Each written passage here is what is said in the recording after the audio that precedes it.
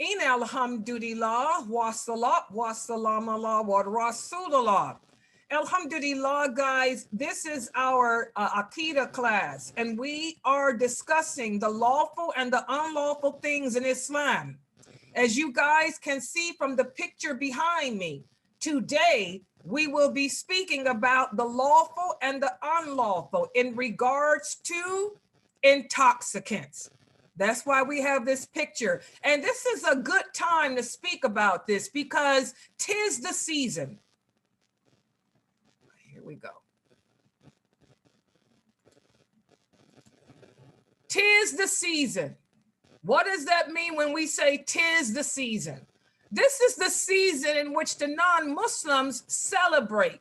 They do their Christmas, they do their Thanksgiving and their New Year's, and you see lots of drinks being raised like in this picture. Lots of drinks being raised and people bringing in the new year, bringing in Christmas, bringing in the season. And they always bring in things using alcohol and intoxicants. And a lot of people ask us, what makes our celebrations different than the celebrations of the non-Muslims? As Muslims, our celebrations always entail remembering Allah, and they do not entail intoxicants. And I want you guys to understand that we're living in the days in which the Prophet sallallahu alaihi wasallam warned would come. The days in which fatwa or Islamic verdicts will replace the laws of Allah. The days in which the Sunnah will become something strange, meaning that people won't follow it anymore. And so we are living in a day in which so many people are making things lawful that Allah made haram, such as we talked about the medical marijuana. We hear this all the time. So many Muslims, brothers and sisters around the world are getting high off of medical marijuana, saying that their doctors told them it's okay. Well, again, guys, the law, the rule is only Allah has the authority to make anything lawful or unlawful. When Allah says that something is haram, it remains haram, not only in this world, but in the hereafter too. That's it. The alcohol in the hereafter is nothing like the alcohol in this world. The food in the hereafter is nothing like the food in this world. SubhanAllah, even you and I will not be the same way that we are in this world. So again, you know, once Allah has said something is haram, that's it. But the Prophet told us that we would end up imitating the Jews to the point where we would do what they do. We would sit there trying to rationalize and investigate and try to come up with flimsy reasons, you know, to make things lawful that Allah didn't make lawful. And you see people doing that with the marijuana. So with that said, we're going to go ahead and get started. Let me post the PowerPoint up here so everyone can see and bear witness to what I'm getting ready to teach you guys. So let me set it up here. Inshallah, you guys should be able to see. Here's the PowerPoint. Everybody should be able to see that, the PowerPoint. Okay. Now, again, Islam makes it clear that the harm in intoxicants outweigh its benefits. Now, the reason why we have to discuss this is because there are a lot of Muslims out there who will say, well, why is it that intoxicants are haram? You know, alcohol, not only can you get drunk from it, but alcohol, you know, can also help you too by making you high to take your mind off the pain so you can have surgery done. You know, there's good in everything, guys, even Shaitan. The good in Shaitan is if you don't listen to him, he becomes your ticket to paradise. But just like with Shaitan, intoxicants are the same. The bad in them outweigh any good, just like the bad in Shaitan outweighs anything good. And so this is why Allah made all intoxicants haram, not just alcohol, but anything that makes you high, anything that befogs the brain. When a person is high or their brain is befogged, you can't even remember your prayers. You can't remember what you say or what you do. Listen to what Allah says in the interpretation of the meaning. O you who believe, truly intoxicants and gambling and divination by arrows are an abomination of Shaitan's doing. So avoid them so that you can be successful. Assuredly, Shaitan desires to create enmity and hatred amongst you with intoxicants and gambling. And he wants to keep you from remembering Allah and from prayer. Will you not then stay away from it? Subhanallah. When a person gets intoxicated, what do? You argue, you fight with others. You don't even remember what you do, what you're doing or saying half the time. The same with gambling. You get so addicted to trying to make that money that you argue and fight and steal with others. So again, the harm of these things outweigh any good in them. And this is why Allah made these things haram. Okay? And Allah tells us that they are the work of Shaitan because, again, each and every one of us has a personal jinn assigned to us. That personal jinn knows what your strengths are. He knows what your weaknesses are, and he will use them against you. He knows that you need money or that you're going through a hardship in life, so he'll push you to keep gambling. He knows that you're going through problems in life, so he'll push you to get drunk and act silly and forget about Allah. So this is why Allah says, will you not then stop it? And I'm going to tell you, we talk about the companions. What makes them better than us? When the Prophet sallallahu alaihi wasallam told them, recited to them these verses that I just recited to you, to show how strong their faith was, they said, oh Allah, we will stop. And they went and immediately poured out all the alcohol that they had.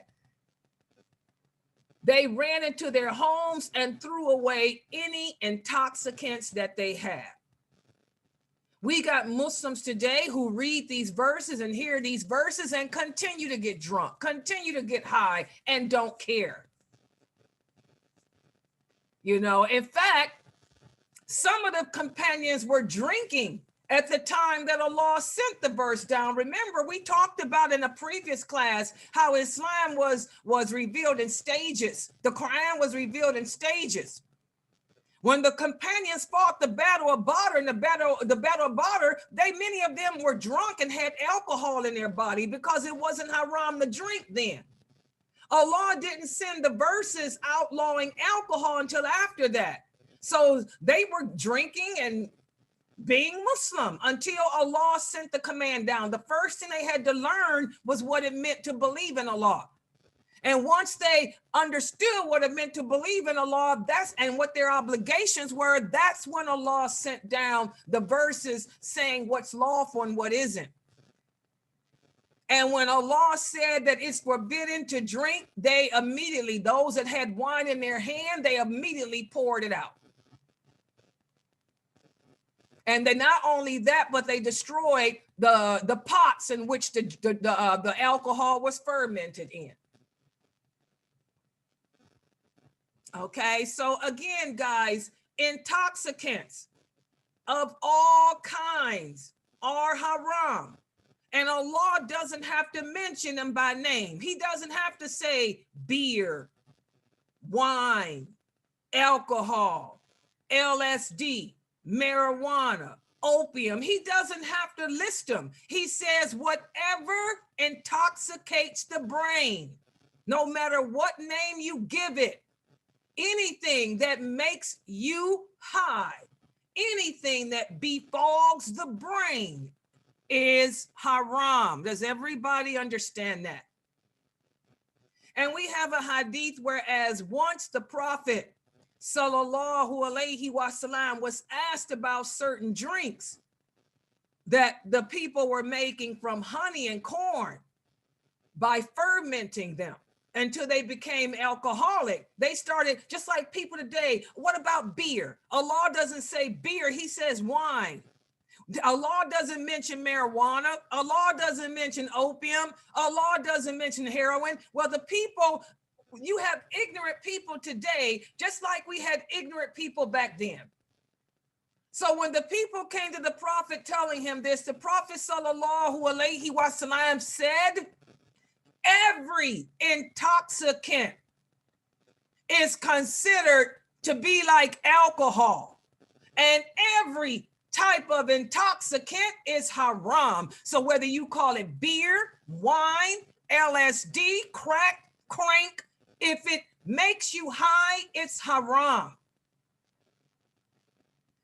And when Umar was the caliphate, he reminded the people of the same thing. He said, Khamr is anything that befogs the mind. And these hadiths are authentic. So there's your evidence, guys. I don't care what doctors tell you.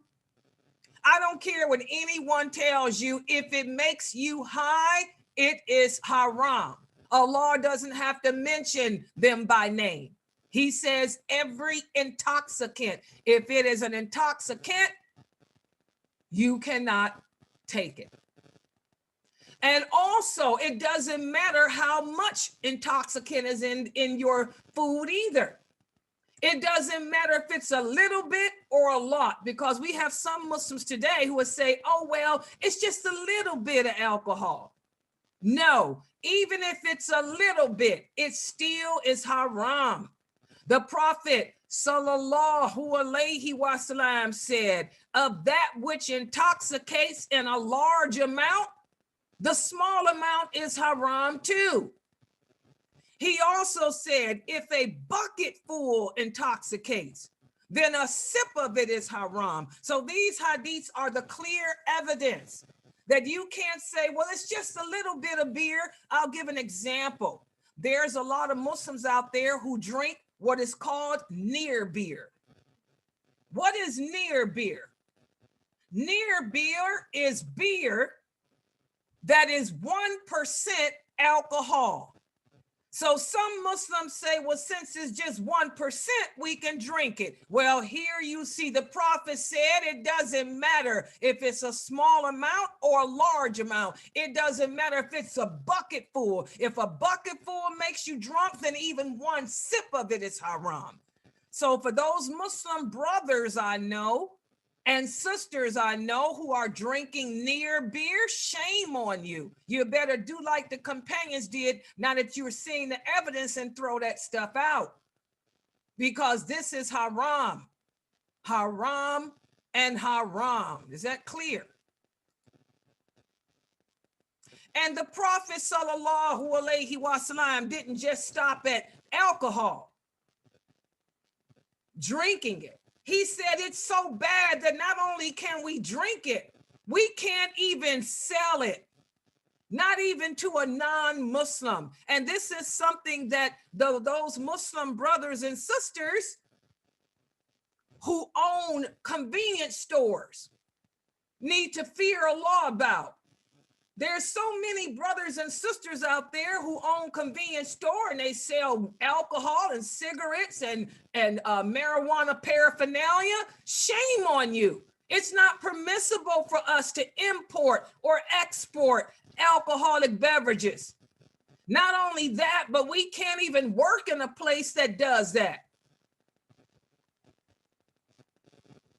The Prophet sallallahu alaihi wasallam cursed 10 categories of people. He said, truly, Allah has cursed Khamr, which is an intoxicant, And he has cursed the one who makes it, the one for whom it is made, the one who drinks it, the one who serves it, the one who carries it, the one for whom it is carried, and the one who sells it, and the one who earns money from the sale of it, and the one who buys it, and the one for whom it is bought. Subhanallah, see how horrific a sin it is for you to be a Muslim and you have a convenience store and you're selling alcohol.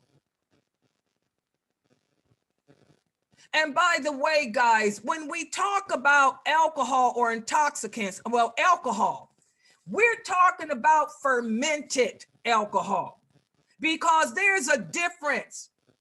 You have distilled and non-distilled, fermented and non-fermented alcohol. Non-fermented alcohol is not an intoxicant. For example, rubbing alcohol. You know how you go to the store, you get sick, you buy those pads that have alcohol in it? That's not an intoxicant. That alcohol is not fermented to drink. That's a medicine. That's rubbing alcohol. It's not fermented. A lot of people argue about vinegar, whether or not we can eat vinegar. Yes, we can drink and eat vinegar as long as it's not fermented. If it's fermented, it becomes alcoholic, which makes you intoxicated. The Prophet sallallahu alaihi wasallam used to eat vinegar, but his vinegar was non-fermented. So when you go to the grocery store and you buy rice vinegar or whatever, make sure it says it's not fermented. If it's fermented vinegar, then we can't drink it, eat it, because it's alcoholic. The type of alcohol that they put in toothpaste and mouthwash, this is not fermented either. So you find these fanatical Muslims that tell you, astaghfirullah, my sister, you can't use toothpaste, or you can't, use deodorant, or you can't do this because it has alcohol. That's not fermented. We're forbidden from using fermented alcohol. The alcohol that's not fermented is something totally different. It's medicinal. And if you drink it, guess what'll happen? You'll get poisoned. That's the difference between fermented alcohol and non-fermented. Fermented alcohol makes you high. Non-fermented is a poison. You drink it, you can end up dying. Does everybody understand? So remember, fermented or distilled and non-distilled. Okay? Also, when Allah sent down the verses forbidding intoxicants, the Prophet sallallahu alaihi wasallam announced, he said, truly, Allah has forbidden khamr. Therefore, whoever hears this verse and possesses even a little bit of this substance should neither drink it nor sell it. So again, how do you brothers and sisters who own grocery stores sanction selling alcoholic stuff or any other intoxicants? By the way, cigarettes are an intoxicant too. Nicotine is an intoxicant like alcohol. Why is it that once you start smoking cigarettes, you can't just stop? Because you're addicted to the nicotine. Nicotine makes you high. You go a couple hours without a cigarette, you start shaking. You want that high you get from that first puff, especially when you wake up in the morning, especially after eating and other things. Nicotine is an intoxicant. So no Muslim should be smoking cigarettes either. Okay? So we have to understand, not only can we not drink or take intoxicants, we can't sell them, trade them, buy them, or give them away, or any of that.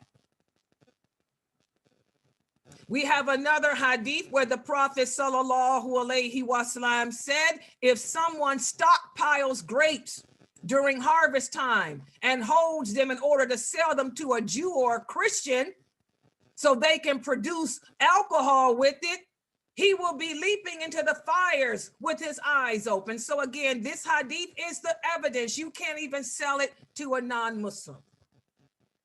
And again, this is for fermenting. If you are growing grapes and you're going to sell them, and you know the person that you're selling them to is going to ferment them to make alcohol, then you can't sell it to them. But if they're just buying from you, you know, to eat grapes, that's fine. Or to make grape juice or anything else that's not fermented, it's okay. Remember, it's if the thing is fermented that we are forbidden to do. When you ferment grapes, it turns into wine. When you ferment barley, it turns into beer. When you ferment wheat and corn, it turns into beer. So we can't ferment these things. Okay. So thus, guys, as you can see clearly, just from those few verses that I went over today and those few hadiths, that anything that intoxicates is haram. That goes for marijuana, and we're going to talk about that tomorrow. Not even for medical reasons. Not even for medical reasons can you take an intoxicant.